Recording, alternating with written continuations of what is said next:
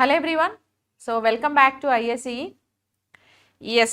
So ఈరోజు మన సెషన్లో లైక్ మనకి 25th నుంచి ఆర్ఆర్బి ఏఎల్పి ఎగ్జామ్స్ జరుగుతున్నాయి కదా. సో ఆర్ఆర్బి ఏఎల్పి ఎగ్జామ్స్లో మనకి బయాలజీ ప్రిపరేషన్ స్ట్రాటజీ అంటే ఈ లాస్ట్ మూమెంట్లో బయాలజీ నుంచి ఏం చదవాలి, ఓకే, ఇంపార్టెంట్ క్వశ్చన్స్ ఏమేమి ఉంటాయి, ఏ కాన్సెప్ట్ని మనం మేజర్గా ఎగ్జామ్కి చదువుకొని వెళ్ళాలి, at the same time so మనకు ప్రీవియస్ ఇయర్ క్వశ్చన్స్ అనేవి ఎలా ఉండే, అట్ ది సేమ్ టైం మనకు క్వశ్చన్ ప్యాటర్న్ ఎలా ఉండబోతుంది, ఆ క్వశ్చన్ ప్యాటర్న్కి తగ్గట్టు మనం ఎలా ప్రిపేర్ అవ్వాలి. సో వీటికి సంబంధించి ఇవాళ కొన్ని ఇంపార్టెంట్ పాయింట్స్ అయితే మనం డిస్కస్ చేద్దాం. సో ఈ వీడియో మీకు చాలా హెల్ప్ఫుల్ అవుతుంది. సో లాస్ట్ వరకు సో వీడియో ఒకసారి వినడానికి ట్రై చేయండి. మనకి ఆర్ఆర్బి ఎగ్జామ్లో ఏఎల్పి ఎగ్జామ్స్లో లాస్ట్ మినిట్ ప్రిపరేషన్ స్ట్రాటజీ అనేది ఇవాళ మన కాన్సెప్ట్.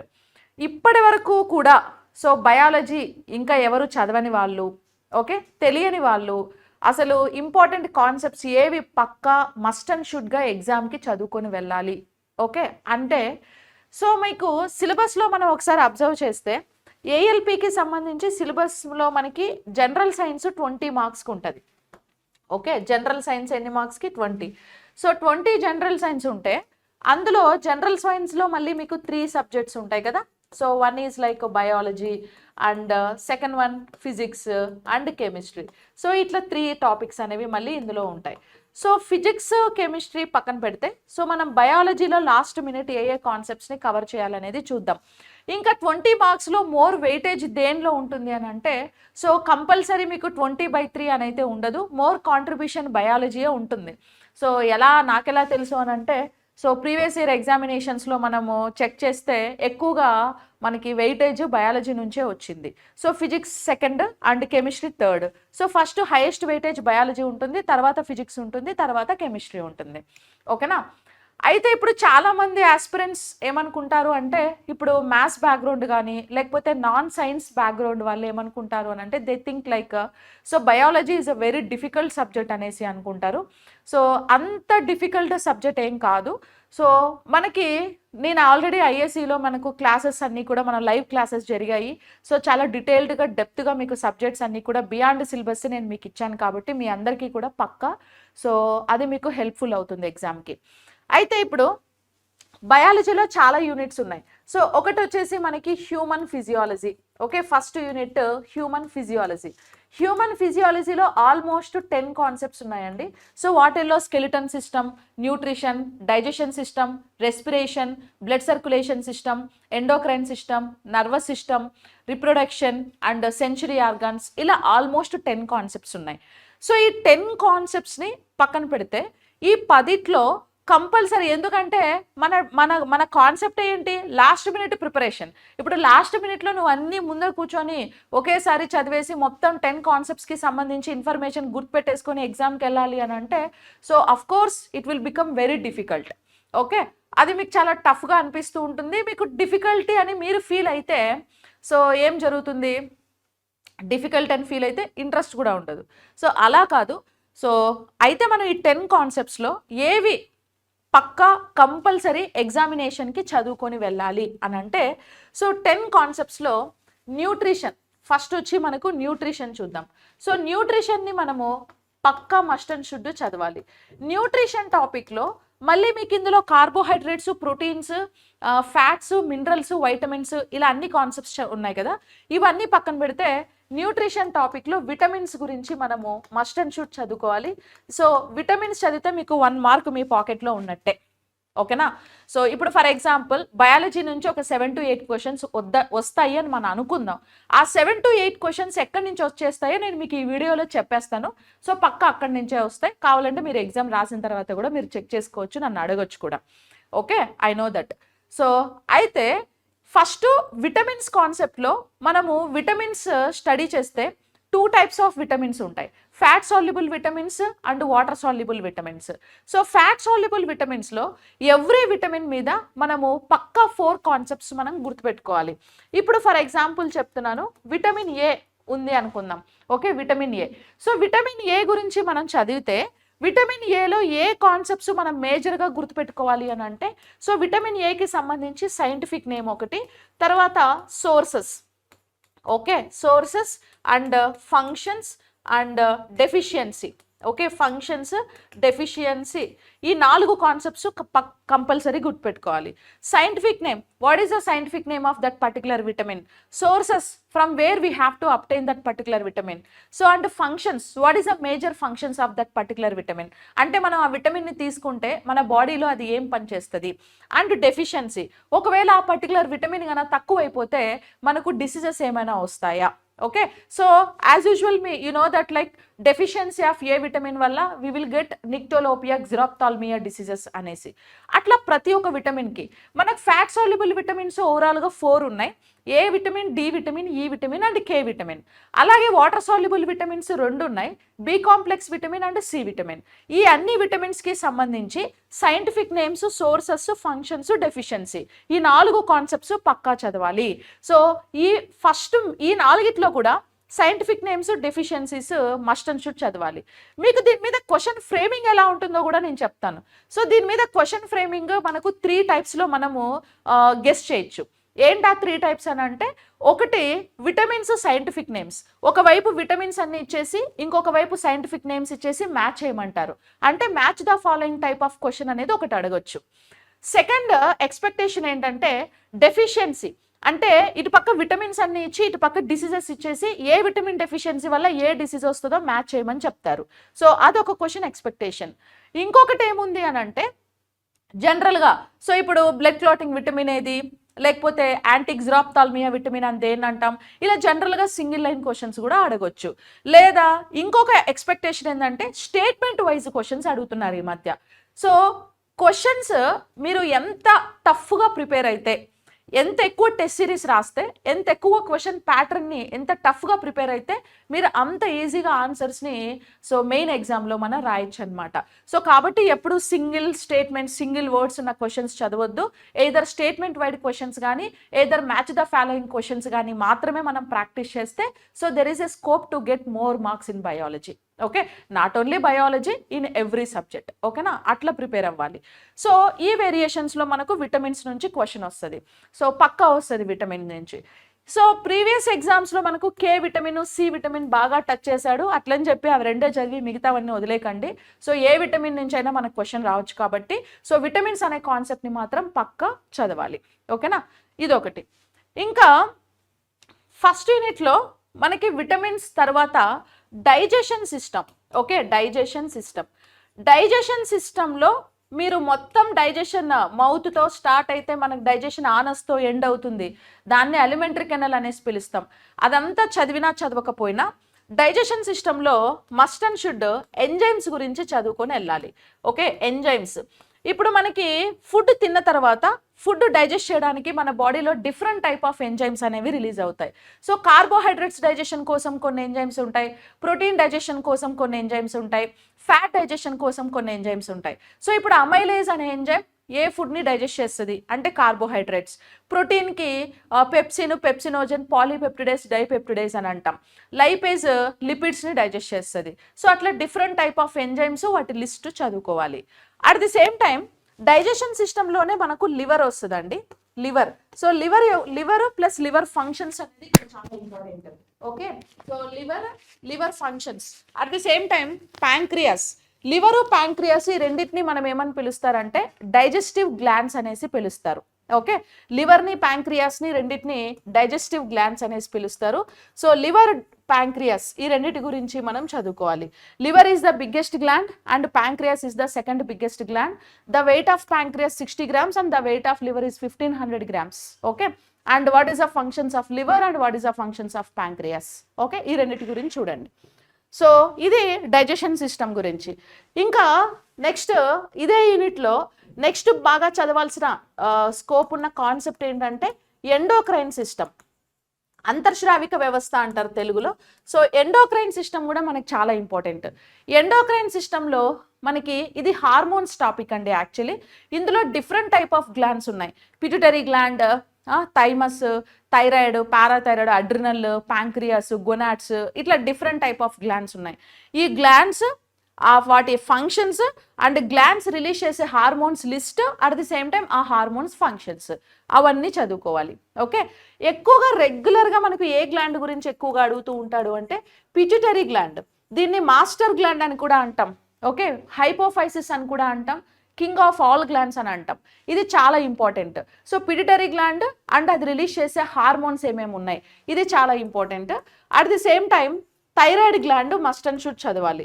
సో థైరాయిడ్ గ్లాండ్ అని ఆడమ్స్ యాపిల్ అని కూడా అంటాం. ఎండోక్రైన్ సిస్టంలోనే ఇది బిగ్గెస్ట్ గ్లాండ్. అండ్ ఏ టైప్ ఆఫ్ హార్మోన్స్ని థైరాయిడ్ గ్లాండ్ రిలీజ్ చేస్తుంది అనేది కూడా ఇక్కడ important. So pituitary gland, thyroid. Next adrenal gland. So adrenal గ్లాండ్ని మనం ఎమోషనల్ గ్లాండ్ అని కూడా పిలుస్తాం. అండ్ అది రిలీజ్ చేసే హార్మోన్స్ ఏంటి, వాటి list. Okay, so that is adrenal gland. ఇంకా థైమస్. Okay, thymus. ఈ 4 గ్లాండ్స్ని కంపల్సరీ వాటి హార్మోన్స్, వాటి ఫంక్షన్స్ చదువుకుంటే సరిపోతుంది. Okay, that is like endocrine system. And next cover చేయాల్సింది ఏంటంటే నర్వస్ సిస్టమ్ గురించి మనం చదవాలి. సో నర్వస్ సిస్టమ్ అంటే నాడీ వ్యవస్థ అని పిలుస్తాం. నర్వస్ సిస్టంలో మనకి 3 క్లాసిఫికేషన్స్ ఉంటాయి. Central nervous system, peripheral nervous system, autonomous nervous system. ఇందులో ఇంపార్టెంట్ ఏంటంటే సెంట్రల్ నర్వస్ సిస్టంలో బ్రెయిన్, స్పైనల్ కార్డ్ 2 ఉంటాయి కాబట్టి సో బ్రెయిన్ గురించి కంపల్సరీ చదవాలి సెంట్రల్ నర్వస్ సిస్టంలో. అండ్ సెకండ్ వన్ వచ్చి సెంట్రల్ నర్వస్ సిస్టమ్ తర్వాత పెరిఫెరల్ నర్వస్ సిస్టమ్ కూడా మనకి ఇక్కడ ఇంపార్టెంట్. ఎందుకంటే చాలా ఎగ్జామ్లో పెరిఫెరల్ నర్వస్ సిస్టమ్ 2 టైప్స్ కదా, క్రానియల్ నర్వ్స్, స్పైనల్ నర్వ్స్. ఓవరాల్గా పెరిఫెరల్ నర్వస్ సిస్టంలో 43 పెయిర్స్ ఆఫ్ నర్వ్స్ ఉంటాయి. అందులో క్రానియల్ నర్వ్స్ అంటే స్కల్లో ఉండే నర్వ్స్ని క్రానియల్ నర్వ్స్ అంటాం. అవి 12 పెయిర్స్ అని పిలుస్తాం. At the same time spinal nerves. So spinal nerves ఎన్ని ఉంటాయంటే 31 పెయిర్స్ స్పైనల్ నర్వ్స్ ఉంటాయి. వాటి గురించి చదవాలి. So that is like nervous system అని పిలుస్తాం. ఓకే, నర్వస్ సిస్టంలో ఇవి కవర్ చేయాల్సి ఉంటుంది. ఇంకా మనకి ఈ టాపిక్లో ఇప్పటి వరకు మనం విటమిన్స్ కాన్సెప్ట్ చదవమన్నాను, ఎంజైమ్స్ చదవమన్నాను, hormones, endocrine system and nervous system గురించి కన్సిడర్ చేయమన్నా. ఇంకా బ్లడ్ సర్క్యులేషన్ సిస్టమ్ అండి. బ్లడ్ సర్క్యులేషన్ సిస్టంలో సో మనకి బ్లడ్ వెజల్స్ అండ్ హార్ట్ గురించి ఎక్కువగా అడుగుతూ ఉంటాడు చూడండి. ఇవి చాలా ఇంపార్టెంట్.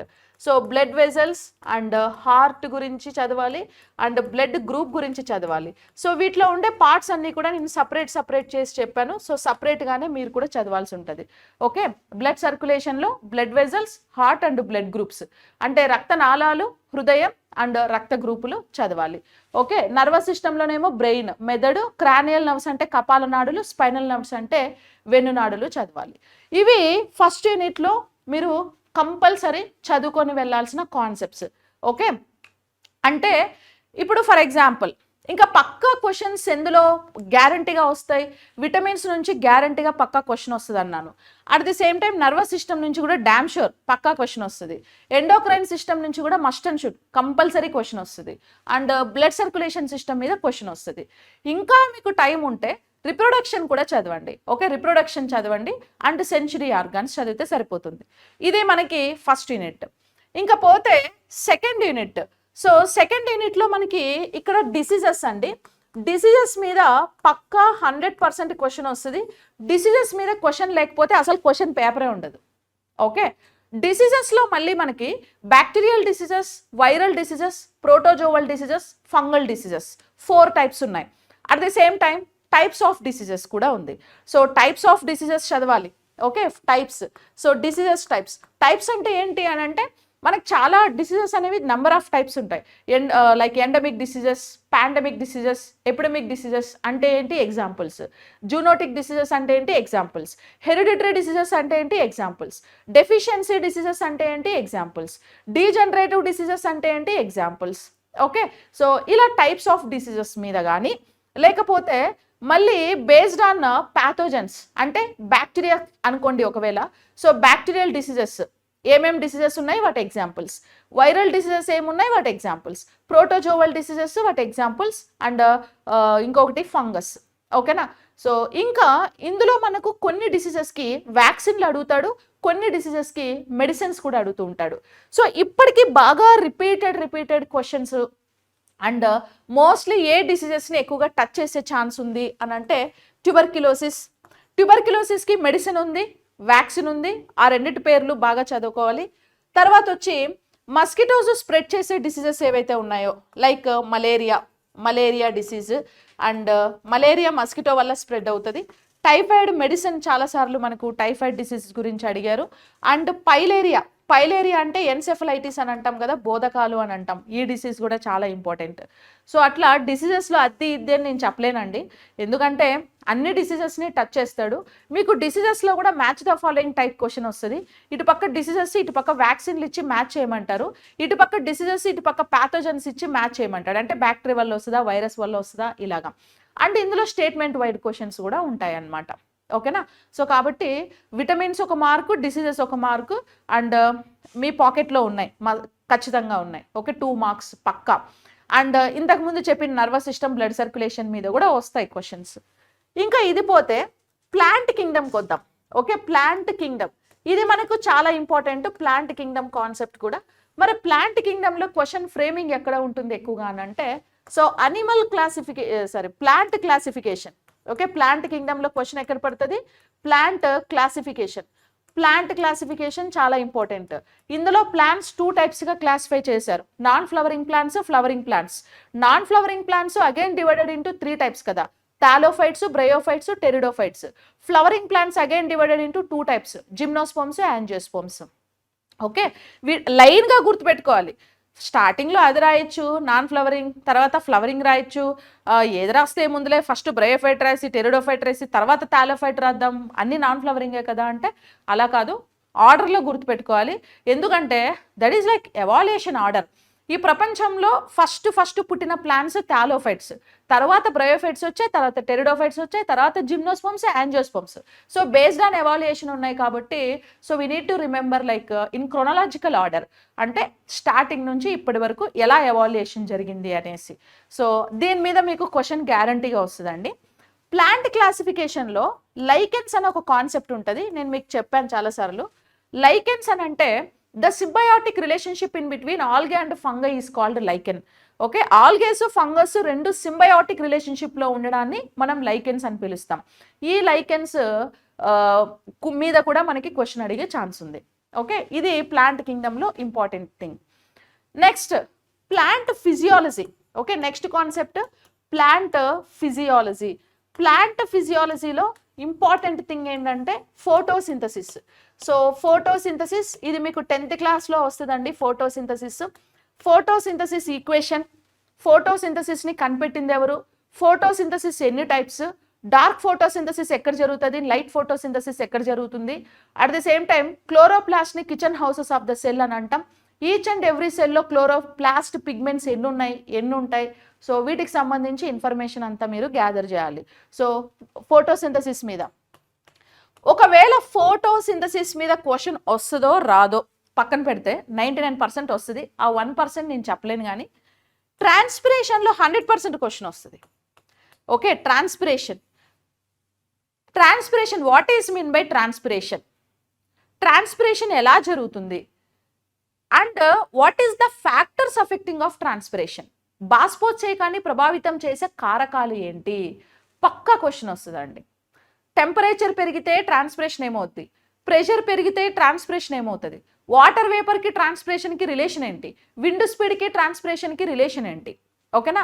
సో ఇట్లా depends upon the factors. So ఫ్యాక్టర్స్ని బేస్ చేసుకొని కూడా ట్రాన్స్పిరేషన్ అనేది అప్ అండ్ డౌన్ జరుగుతుంది. ఓకే, పెరుగుతుందా తగ్గుతుందా, డైరెక్ట్ రిలేషనా ఇన్వర్స్ రిలేషనా ఏంటి. ఓకే, సో ఫ్యాక్టర్స్ కూడా చాలా ఇంపార్టెంట్. దీని మీద అయితే క్వశ్చన్ గ్యారంటీగా వస్తుంది. ఓకే, ఇంకా ఇంకో టాపిక్ ఏంటంటే గటేషన్, ఇంకా ఆస్మాసిస్, డిఫ్యూజన్ అవన్నీ ఉన్నాయి, అవన్నీ వదిలేసండి. నెక్స్ట్ డైరెక్ట్గా ఫైటో హార్మోన్స్ అంటే ఫైటో అంటే ప్లాంట్, హార్మోన్ అంటే ప్లాంట్ హార్మోన్స్. ప్లాంట్లో బేసిక్గా 5 హార్మోన్స్ ఉంటాయి, ఆక్సిన్స్, జిబ్బరెల్లిన్స్, సైటోకైనిన్స్, అబిసిసిక్ యాసిడ్, ఇథైలిన్. ఈ 5 హార్మోన్స్ చాలా ఇంపార్టెంట్. హార్మోన్స్ మీద కంపల్సరీ పక్కా క్వశ్చన్ వస్తుంది. నేను ఆల్రెడీ హార్మోన్స్ ఇక్కడ చెప్పా, ఇవి మన బాడీలో రిలీజ్ అయ్యే హార్మోన్స్, ఇవి ప్లాంట్లో ఉండే హార్మోన్స్. దీని మీద క్వశ్చన్ వస్తుంది, దాని మీద క్వశ్చన్ వస్తుంది. సో ప్లాంట్ హార్మోన్స్ ఇంపార్టెంటే, అనిమల్ హార్మోన్స్ కూడా ఇంపార్టెంటే. ఓకే, గ్రోత్ హార్మోన్ అని దేనంటాం, సీడ్ డార్మెన్సీకి రీజన్ ఏంటి, సీడ్లెస్ ఫ్రూట్ ఫార్మేషన్కి రీజన్ ఏంటి, ప్రోటీన్ సింథసిస్ ప్లాంట్స్లో ఏ హార్మోన్ వల్ల జరుగుతుంది, ఫ్రూట్ రైపనింగ్ హార్మోన్ ఏమంటాం, ఆ టాపిక్. ఓకే, ఇది పక్కా చదవాలి. Next animal classification. ఇక ప్లాంట్లో ఈ 3 కాన్సెప్ట్స్ మస్ట్ అండ్ షుడ్గా చదవాలి. నెక్స్ట్ అనిమల్ క్లాసిఫికేషన్కి వస్తే అనిమల్ క్లాసిఫికేషన్లో మనకి ఒకటే కాన్సెప్ట్ ఉంటుంది, మీరు ఆ కాన్సెప్ట్ ఒకటి చదివితే సరిపోతుంది. ఇక ఆర్గానిజమ్స్ ఎవాల్యుయేషన్ గురించి మాట్లాడితే, so the father of taxonomy Carolus Linnaeus, he has classified organisms into 2 types. One is like plantae, animalia. So plants అన్ని ప్లాంటే కింద, అనిమల్స్ అన్ని అనిమాలియా కింద ఇంట్రడ్యూస్ చేశారు. తర్వాత మునిరా కింగ్డమ్ని యాడ్ చేశారు. ప్రొటిస్టా, ఫంగై, అనిమాలియా, ప్లాంటే, ఇవన్నీ పక్కన పెట్టేసేయండి. ఎందుకు అని అంటే మీకు సిలబస్లో క్లియర్గా మెన్షన్ చేశాడు. So general science up to CBSE syllabus అనేసి, అప్ టు 10th క్లాస్ వరకు, 10th క్లాస్ సిబిఎస్ఈ సిలబస్. ఈ రాజ్యాలన్నీ మనకు 10th క్లాస్ వరకు లేవు, ఎక్కడున్నాయంటే ఇంటర్మీడియట్లో ఉన్నాయి అవన్నీ. సో కాబట్టి ఆప్షనల్, అది మీరు చదివితే చదువుకోండి, లేకపోతే ఇగ్నోర్ చేసేయండి సింపుల్గా. ఎందుకంటే ఇప్పుడు లాస్ట్ మినిట్లో ఇవన్నీ మళ్ళీ కూర్చొని చదువుకోవాలి అని మీకేమి రూల్ ఏం లేదు. ఇక్కడ ప్లాంట్ క్లాసిఫికేషన్స్లో ఇంకో కాన్సెప్ట్ కూడా ఉంటుందండి, ఫండమెంటల్స్ ఆఫ్ ప్లాంట్స్ అని ఇంకోటి కూడా ఉంటుంది. సో ఫండమెంటల్స్ ఆఫ్ ప్లాంట్స్ అంటే ఇందులో root system, stem and flowers, వాటి మోడిఫికేషన్స్ కూడా వస్తాయి. సో నేను ఇది ఎందుకు మీకు ఇప్పుడు చెప్పట్లేదు అని అంటే, ఇది మీరు చదువుంటే ఓకే, ఇప్పుడు ఇమ్మీడియట్గా ఉన్నట్టుండి దీన్ని మళ్ళీ రివిజన్ చేయాలా లేదా కొత్తగా చదవాలా అని అంటే వదిలేసేయండి. ఎందుకంటే మనకి అప్ టు 10th క్లాస్ సిలబస్లో ఈ కాన్సెప్ట్ లేదండి, ఫండమెంటల్స్ ఆఫ్ ప్లాంట్స్ అనే కాన్సెప్ట్ లేదు. లేకపోతే ఏంటి, ఇవ్వచ్చు కదా అని అంటే మేబీ ఇవ్వకపోవచ్చు కూడా, ఎందుకంటే సిలబస్లో మెన్షన్ చేశారు కదా అప్ టు 10th క్లాస్ అని. మరి 10th క్లాస్ లోపలైతే ఫండమెంటల్స్ ఆఫ్ ప్లాంట్స్ అనేది లేదు మీకు, కాబట్టి నేను దీన్ని మీకు యాడ్ చేయట్లేదు. ఒకవేళ నేనైతే కంటెంట్ క్లాసెస్ ఇచ్చేటప్పుడు ఇచ్చా, ఇంటర్మీడియట్ వరకు టచ్ చేసాం మనం, మీరు చదివితే చదువుకోండి. లేదు, ఇప్పుడు కొంతమంది సైన్స్ బ్యాక్గ్రౌండ్ వాళ్ళు ఉంటారు, వాళ్ళకి ఐడియానే ఉంటుంది. సైన్స్ బ్యాక్గ్రౌండ్ లేని వాళ్ళు ఉంటారు, ఆల్రెడీ చదువున్నా ఎక్కడైనా క్లాసెస్ వినున్నా ఇట్స్ ఓకే. బట్ ఇప్పుడు కొత్తగా చదివే వాళ్ళు, కొత్తగా ఈ 1 week 10 daysలో ప్రిపరేషన్ చేసే వాళ్ళు మాత్రం దీన్ని మీరు ఇగ్నోర్ చేయొచ్చు, ఓకే, చదవాల్సిన అవసరం లేదు. బట్ ఈ 2 కాన్సెప్ట్స్ మాత్రం చదవాలి, ఓకేనా. ఇంకా అనిమల్ క్లాసిఫికేషన్లో మనకు 2 types ఆఫ్ క్లాసిఫికేషన్ ఉంటాయి, వర్టిబ్రే, ఇన్వర్టిబ్రే. యాక్చువల్లీ అనిమల్ క్లాసిఫికేషన్ కూడా మీకు 10th క్లాస్ వరకు లేదు. మీరు అబ్జర్వ్ చేస్తే అనిమల్ క్లాసిఫికేషన్ కూడా ఇంటర్మీడియట్లోనే ఉంది. ఫస్ట్ ఇయర్లో లైట్గా ఇచ్చాడు, సెకండ్ ఇయర్లో కొంచెం డెప్త్గా ఇచ్చాడు, ఇంటర్మీడియట్ ఫస్ట్ సెకండ్ ఇయర్స్లో. కానీ మనకు ఆర్ఆర్బి ఎగ్జామ్లో ఈ కాన్సెప్ట్ని టచ్ చేస్తాడు, ఓకేనా. ఇది మాత్రం చదవమని చెప్తాను. మీకు 10th క్లాస్ వరకు లేకపోయినా దాన్ని చదవండి, ఎందుకంటే ప్రతి ఎగ్జామ్లో అనిమల్ క్లాసిఫికేషన్ మీద క్వశ్చన్ పక్కా పడింది మనకి, ఓకే. లైక్ వట్టిబ్రేస్ గురించి అయినా, నాన్ వట్టిబ్రేస్ అంటే అకశేరుకాలు, సకశేరుకాలు 2 రకాలు ఉంటాయి. వెన్నెముక ఉన్నవి, వెన్నెముక లేనివి. వెన్నెముక లేని వాటిల్లో protozoa, porifera, coelenterata, cnidaria, platyhelminthes, nemathelminthes, mollusca, echinodermata, ఇవన్నీ ఉన్నాయి కదా. వాటి ఫంక్షన్స్, వాటి ఎగ్జాంపుల్స్. ఇంకా కార్డేట్స్లో fishes, amphibians, reptiles, birds, mammals, వాటి ఫంక్షన్స్ అండ్ ఎగ్జాంపుల్స్, ఓకే, అవి ఎలా ఎవాల్యుయేట్ అయ్యాయి వాటి గురించి. ఇంకా పోతే సెల్ బయాలజీ మీద క్వశ్చన్ లేకపోతే క్వశ్చన్ పేపర్ ఉండదు. ఆర్ఆర్బి ఎగ్జామ్లో ఎక్కువగా అడిగేది మనకి ఏంటంటే సెల్ బయాలజీ, ఓకే, ఎక్కువ అడిగే సెల్ బయాలజీ. సెల్లో డిఫరెంట్ కాన్సెప్ట్స్ ఉంటాయి, లైక్ డిఫరెంట్ సెల్ కాంపోనెంట్స్ ఉంటాయి. Mitochondria, chloroplast, Golgi bodies, nucleus, ribosomes, endoplasmic reticulum, lysosomes, vacuoles, ఇట్లా different kind of cell components ఉంటాయి. వాటి కీవర్డ్స్ నేను ఇచ్చాను, ఆ కీవర్డ్స్ గురించి చదివితే సరిపోతుంది, ఓకేనా. ఇంకా జెనెటిక్స్ మీకు 10th క్లాస్లో ఉంటుందండి. 10th క్లాస్ మీకు లాస్ట్ జెనెటిక్స్తోనే ఎండ్ అవుతుంది మీ 10th క్లాస్, ఓకే, జెనెటిక్స్తోనే ఎండ్ చేస్తాడు biology. So Gregor Johann Mendel Pisum sativum plants పైన కొన్ని ఎక్స్పెరిమెంట్స్ చేసి జెనెటిక్స్ అనే కాన్సెప్ట్ని ప్రూవ్ చేశారు. వంశపారంపర్యంగా అసంక్రామ్యత అనేది ట్రాన్స్ఫర్ అవుతుంది అనేసి. ఇందులో మోనోహైబ్రిడ్ క్రాస్, డైహైబ్రిడ్ క్రాస్ 2 చేశాడు.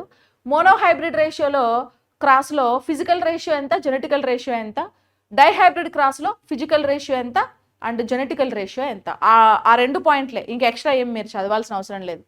ఇప్పుడు మోనోహైబ్రిడ్లో ఫిజికల్ రేషియో వచ్చేసి 1:2:1 ఉంది. జెనెటికల్ రేషియో ఎంత ఉంది అని అంటే, జెనెటికల్ రేషియోనే 1:2:1 ఉంది. ఫిజికల్ రేషియో ఎంత ఉందంటే 3:1 ఉంది. అలాగే డైహైబ్రిడ్ క్రాస్ 9:3:3:1 అనేది ఫిజికల్. జీనోటైప్ రేషియో ఎంత అంటే 1:2:2:1:4:2:2:1:2, ఓకే, అది జీనోటైప్ రేషియో. ఆ పాయింట్లు మాత్రం గుర్తుపెట్టుకుంటే సరిపోతుంది, ఓకే. ఇది యాక్చువల్లీ ఓవరాల్ సిలబస్ అంతా నేను మొత్తం బ్రీఫ్గా చెప్పేశాను.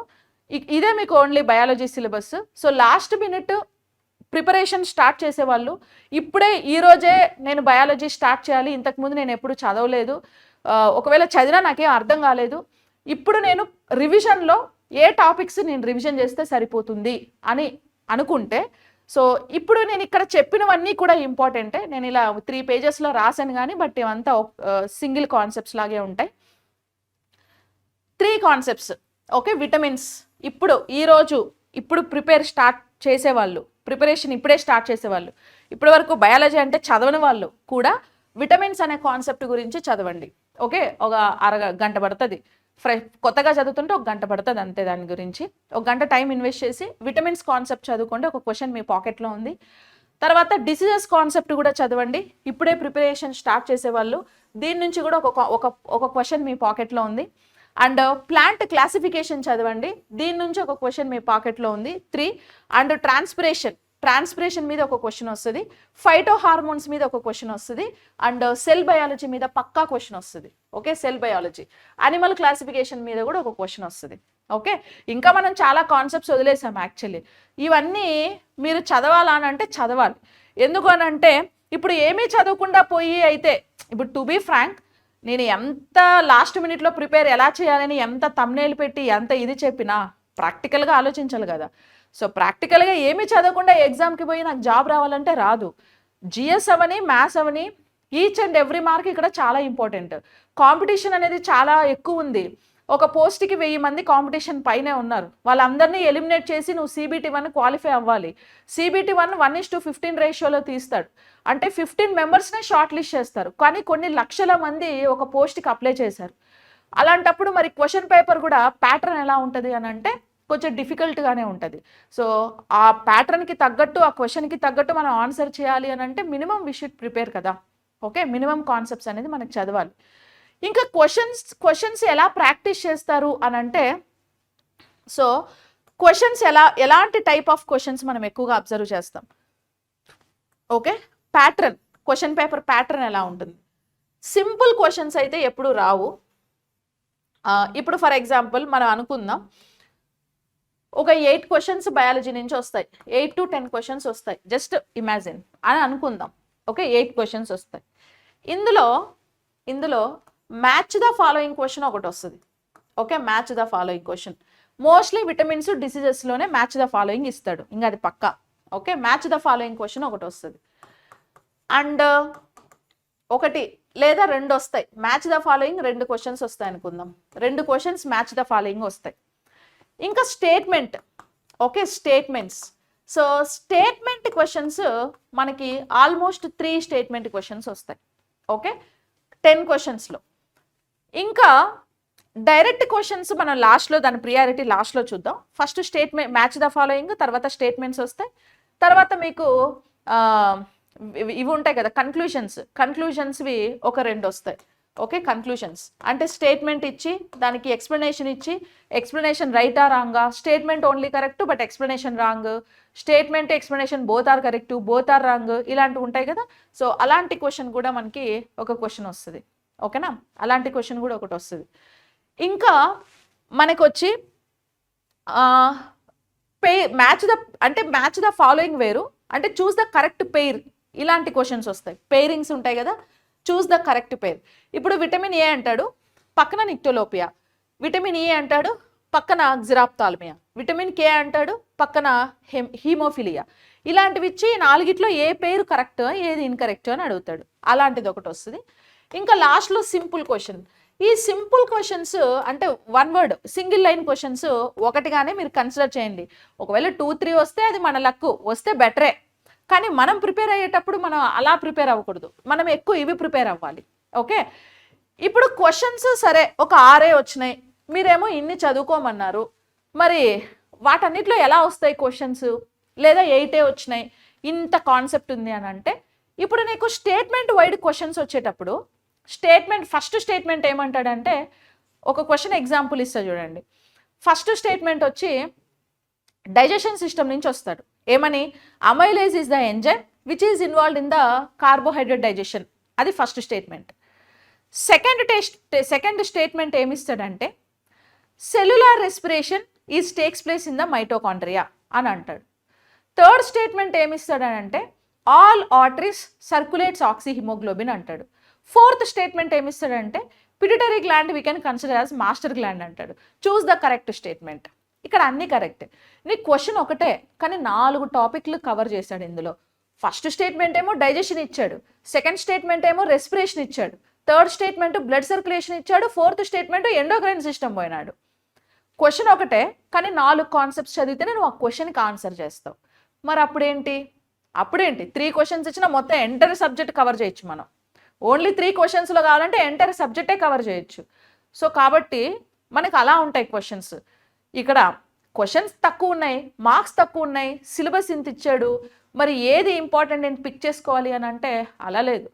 క్వశ్చన్స్ ఎంత తక్కువ ఉన్నా ఇప్పుడు మనకి స్టేట్మెంట్ వైడ్ క్వశ్చన్ ప్యాటర్న్ మారింది కాబట్టి ఆల్ సబ్జెక్టు మనకి ఆ ఒక సింగిల్ క్వశ్చన్స్లోనే ఇప్పుడు నేను చెప్పిన క్వశ్చన్లో 4 కాన్సెప్ట్స్ కవర్ అయ్యాయి. ఓకే, సో కాబట్టి అలాగా క్వశ్చన్స్ని ప్రిపేర్ అవ్వాలి.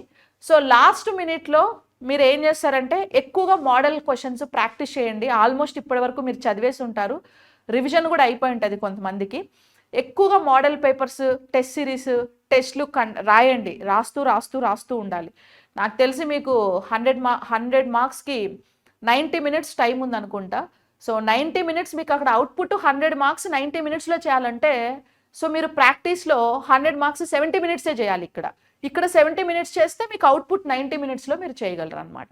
ఓకేనా, లేకపోతే it would be somewhat difficult. So కాబట్టి డిఫరెంట్ టైప్ ఆఫ్ క్వశ్చన్స్ని చూస్ చేసుకొని డిఫరెంట్ టైప్ ఆఫ్ క్వశ్చన్స్కి ఆన్సర్స్ చేయడానికి ట్రై చేయండి. ఓకేనా, so that is like entire syllabus. నేను ఇక్కడ మీకు చెప్పిన ఇంపార్టెంట్ డిసీజెస్ కానీ అండ్ ప్లాంట్ క్లాసిఫికేషన్ కానీ అండ్ సెల్ బయాలజీ కానీ అండ్ ఇంకొకటి న్యూట్రిషన్ టాపిక్, విటమిన్స్ కాన్సెప్ట్, ఇవన్నీ కూడా పక్కగా చదవండి. అండ్ ప్రాక్టీస్ ఎక్కువ చేయండి. Practice makes man perfect. Without practice we can get anything. అది without hard work we can get anything. ఏం ప్రాక్టీస్ చేయకుండా ఏం హార్డ్ వర్క్ చేయకుండా నేను ఎగ్జామ్ మంచిగా రాసేయాలి అని అంటే so it is highly impossible. So నువ్వు ఎంత ప్రాక్టీస్ చేసావు, నువ్వు ఎంత హార్డ్ వర్క్ చేసావు, నువ్వు ఎంత ఎఫర్ట్స్ పెట్టావు, నీ కాన్సన్ట్రేషన్ ఎంత, దీన్ని బేస్ చేసుకొని నీకు రిజల్ట్ వస్తుంది. సో లక్ను ఎప్పుడు నమ్ముకోకండి. సో లక్ మనకి ఏమి తీసివ్వదు, మీ హార్డ్ వర్కే మీకు ఏదైనా సరే సంపాదించి పెడుతుంది. అండ్ ఎగ్జామ్కి వెళ్ళినప్పుడు కూడా ఎక్కువగా టెన్షన్, నర్వస్ ఫీల్ అవ్వకూడదు. సో ఇప్పుడు స్టార్టింగ్లో ఎగ్జామినర్ మైండ్ సెట్ ఎలా ఉంటుందంటే నేను చెప్పేస్తాను చూడండి ముందే. సో పేపర్ ఇచ్చేటప్పుడు స్టార్టింగ్లో కొన్ని డిఫికల్ట్ క్వశ్చన్సే ఇస్తారు. కొంతమంది ఏంటంటే స్టార్టింగ్లో ఒక 2-3 క్వశ్చన్స్ చదివేసి వాటికి ఆన్సర్ తెలియకపోతే అబ్బా నాకు వీటికి ఆన్సర్ తెలియట్లేదు, నేను ఎగ్జామ్ ఎలా రాస్తానో ఏమో అని స్టార్టింగ్లోనే భయం వచ్చేస్తుంది. ఆ టెన్షన్కి ఏమవుతుందంటే సో ఎగ్జామ్ మిగతా క్వశ్చన్స్ తెలిసినవి కూడా మనం ఎక్కువ మైండ్ పెట్టి ఆలోచించలేం, ఎందుకంటే మైండ్ ఆల్రెడీ డిస్టర్బ్ అయిపోయింది కాబట్టి.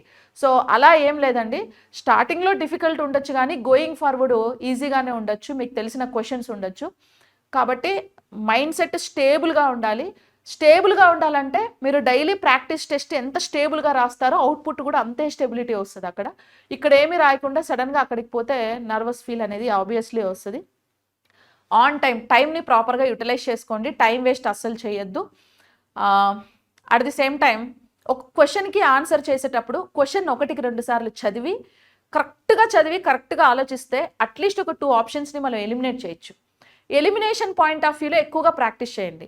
అంటే క్వశ్చన్ ప్రాక్టీస్ చేసేటప్పుడు ఒక క్వశ్చన్ చదివి ఆన్సర్ని పిక్ చేసేటప్పుడు ఆ క్వశ్చన్కి ఆన్సర్ ఇదే అని తెలుసుకోవడం పక్కన పెట్టి కొంచెం మిగతా 3 ఎందుకు కాదు అలా ప్రిపేర్ అవ్వాలి. ఓకే, ఒక క్వశ్చన్కి ఒక ఆన్సర్ ఉంటుంది, ఇదే ఎందుకు ఆన్సరు, అసలు ఎందుకు కాదు దీనికి ఆన్సర్, అలా ఆలోచించాలి. ఆ వేలో మీరు ప్రాక్టీస్ చేస్తే దాన్ని ఎలిమినేషన్ పాయింట్ ఆఫ్ వ్యూ అని అంటే ఎలిమినేషన్ మెథడ్ అంటాం. సంబంధమే లేని ఆప్షన్లో ఒక 2 ఉంటాయి, అటు ఖచ్చితంగా ఎలిమినేట్ చేయొచ్చు మనం. ఎందుకంటే ఆర్ఆర్బీ ఏమి ఇది రాకెట్ సైన్స్ ఏం కాదు, అదేం యూపీఎస్సీ కాదు, it's a very basic level questions ఉంటాయి. ఇది బేసిక్ లెవెల్ ఎగ్జామ్ నన్ను అడిగితే ఆర్ఆర్బీ అనేది.